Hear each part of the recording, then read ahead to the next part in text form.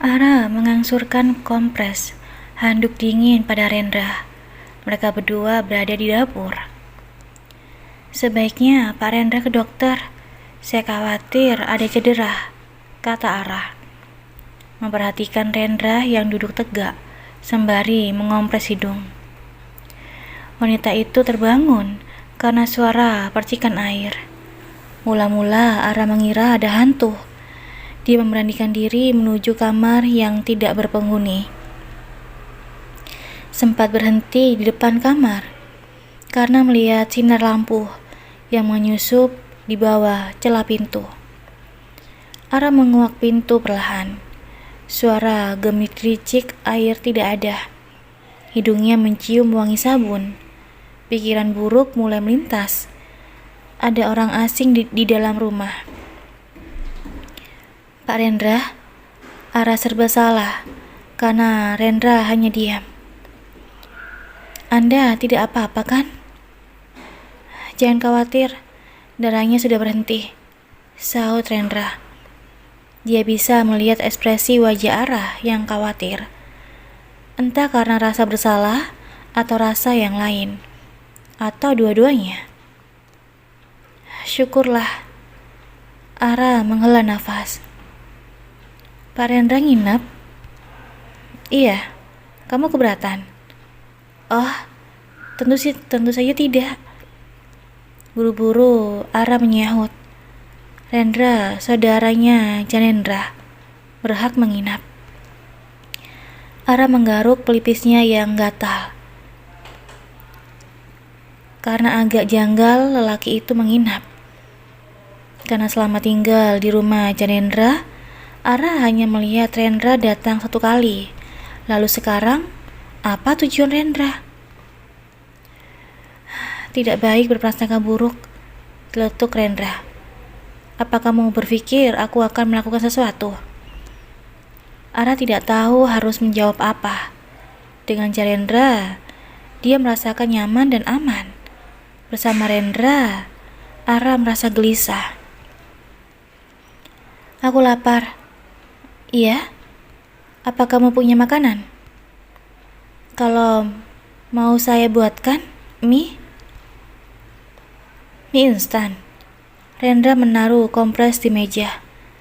"Bukan Pak, mie nyemek," terang Ara. "Boleh." Ara mengambil sawi, tomat, dan telur dari kulkas. Tidak butuh waktu lama, mie sudah matang, mengeluarkan aroma yang menggugah selera. "Temani aku makan," pinta Rendra. "Saya tidak lapar Pak." "Oh, kamu diet?" "Tidak Pak." "Kalau begitu, duduk saja." Ara mengambil buku sketsa sebelum menyekakkan tubuhnya ke kursi meja. Ia tidak mungkin menonton Rendra makan. Rendra memperhatikan Ara yang serius, kadang menggigit ujung pensil. Lelaki itu sejenak terhipnotis oleh Ara, seolah masuk ke dalam lingkaran indah. "Pernah sekolah desain?" tanya Rendra. "Tidak pernah Pak, saya belajar otodidak, membaca buku di web mengenai batu-batu permata, mengamati perhiasan-perhiasan yang dipakai pesohor," jelas Ara. "Saya perempuan yang terlahir dari keluarga sederhana, tidak ada biaya untuk sekolah desain." Mendadak Rendra ingat perusahaan berlian milik Cipto Group akan mengadakan lomba desain perhiasan, sekaligus mencari bibit-bibit yang tidak terlihat di permukaan. "Aku akan mendaftarkanmu ke lomba desain." "Tidak Pak, saya tidak berpengalaman, hanya suka coret-coret saja." "Aku tetap akan melakukannya. Akan aku kabari jika sudah terdaftar." Rendra mengelap ujung bibirnya dengan tisu. "Mie-nya enak banget. Terima kasih ya. Aku mau istirahat." Ara memandangi Rendra yang masuk ke dalam kamar. Lelaki itu suka sekali memaksa. Seusai membereskan piring dan gelas, Ara juga ke peraduan, rebah di sebelah putrinya. Seminggu kemudian, Dewi dan Danu sudah resmi menikah. Mereka berdua mengadakan pesta di kediaman keluarga Dewi, bukan di gedung seperti rencana semula. Dewi merasa kecewa karena Danu tidak memberitahu sebelumnya kalau tidak jadi menyewa gedung.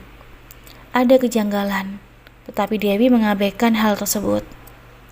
Lastri pun juga merasakan hal yang sama. Karena kedua orang tua Danu tidak datang, sementara Bayu tidak ambil pusing. Ia lebih memikirkan bagaimana menaklukkan Rendra. Urusan Dewi, Bayu tidak peduli, karena ibu dan adiknya sangat mempercayai Danu. Seusai pesta, Danu memberitahu tidak jadi bulan madu ke Bali. Apa katamu? Dewi berteriak marah. Aku sudah memberitahu ke semua orang bahwa kita akan ke Bali. Ke Bandung saja ya, bujuk Danu. Kepergian Janendra membuat rencananya juga ikut lenyap. Rumahku sedang direnovasi, jadi aku sementara tinggal di rumahmu. Dewi memberut. Dia mengentakkan kakinya di lantai, seperti bocah kecil. Kapan ke Bandung? Aku masih banyak urusan pekerjaan, mungkin minggu depan, jawab Danu.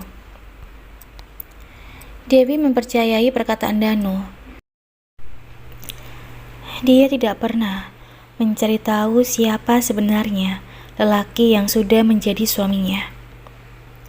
Mobilmu di mana? Dan tanya Lastri. Di bengkel, Bu. Danu tersenyum untuk menutupi rasa gugup. Mobilmu kan lebih dari satu, cecer Lastri. Bicara mobilnya besok saja. Ayo Dan, kita ke kamar. Dewi menarik lengan Danu.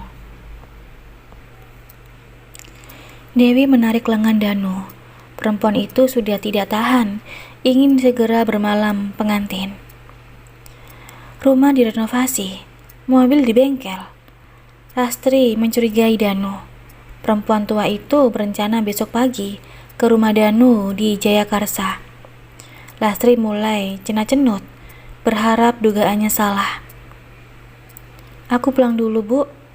Gisel sedang tidak enak badan. Pamit Bayu. Kalian belum berangkat bulan madu? Minggu depan, kami berangkat ke Italia. Bayu tersenyum semeringah. Akhirnya dia bisa daratan Eropa. Bye. Ibu curiga dengan Danu. Nanti kita bicarakan lagi. Aku buru-buru. Gisel, telepon terus. Saud Danu. Dia lantas berjalan cepat ke rumah.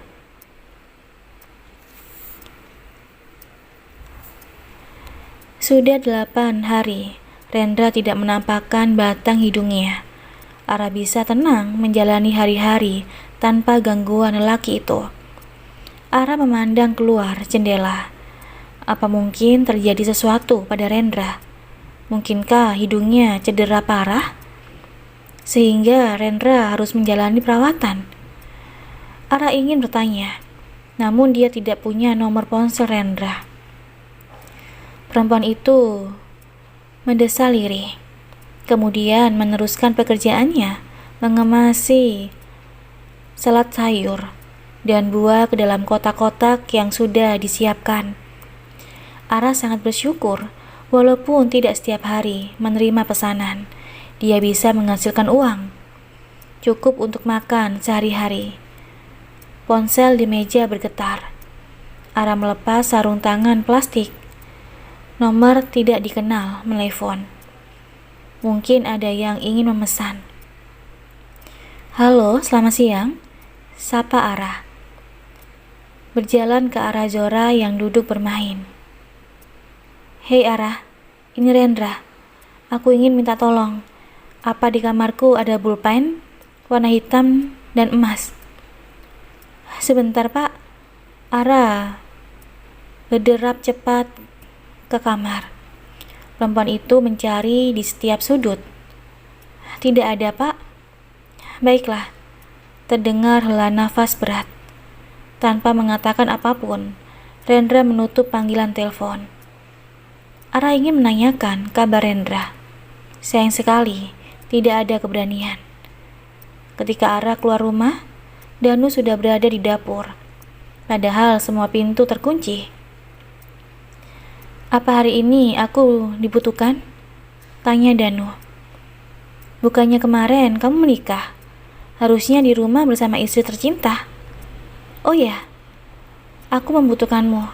Mengantar salad ke satu tempat. Kalau kamu tidak keberatan, kata Ara. Danu bergumam pelan. Menyusahkan saja. Dia suka gajinya, namun tidak suka diperintah oleh perempuan miskin seperti Ara. Bisa-bisanya mengantar salad menggunakan mobil sedan hitam.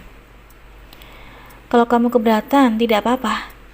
Ara menyusun 30 kotak salad di keranjang khusus. Ngomong-ngomong, kamu punya kunci rumah ini? Iya, aku menduplikasi, jawab Danu.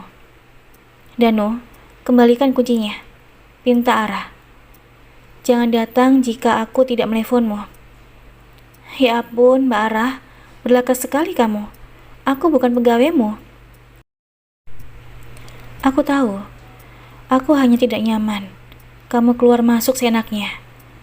Danu merogoh ke dalam saku celananya, meletakkan kunci rumah di meja makan. Ara sadar, memang berlebihan mengantar salad menggunakan mobil milik Jalendra. Tetapi lumayan menghemat ongkos.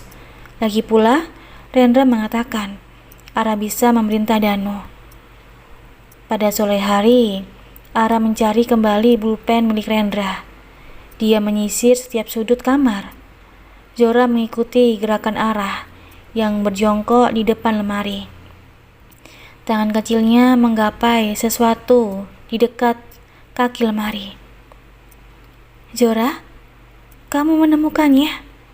Ara tersenyum bahagia, sekaligus heran. Padahal tadi dia sudah mencari di bawah lemari. Pulpen milik Rendra terlihat mahal. Ara belum pernah melihat secara langsung pulpen berlapis emas. Sedang apa kalian? Ara menoleh, melihat seorang sosok Rendra di ambang pintu. Perlahan dia berdiri. Yang tidak disengaja, Zora berjalan ke arah Rendra. Kedua tangan mungil Zora menjulur ke depan. Langkahnya yang cukup tegap terlihat lucu. "Pak," kata itu meluncur dari bibir merah Zora. "Pak." Rendra berjongkok menyambut tangan Zora. "Hai gadis kecil." "Pak," ulang Zora ceria. "Pak Rendra." Zora, Ara mengoreksi. Yang sebenarnya Ara ingin katakan, dia bukan papamu. Pak Rendra atau papa? Rendra mengangkat tubuh Zora. Siapa namamu, gadis kecil? Namanya Zora, Pak.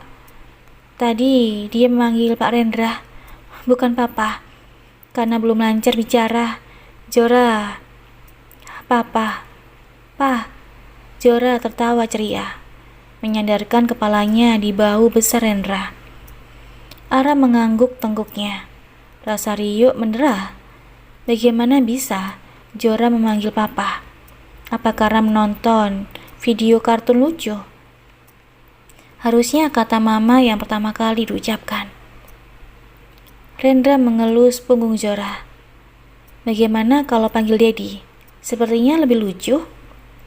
Aduh, Ara berada di situasi yang sangat canggung gara-gara Zora.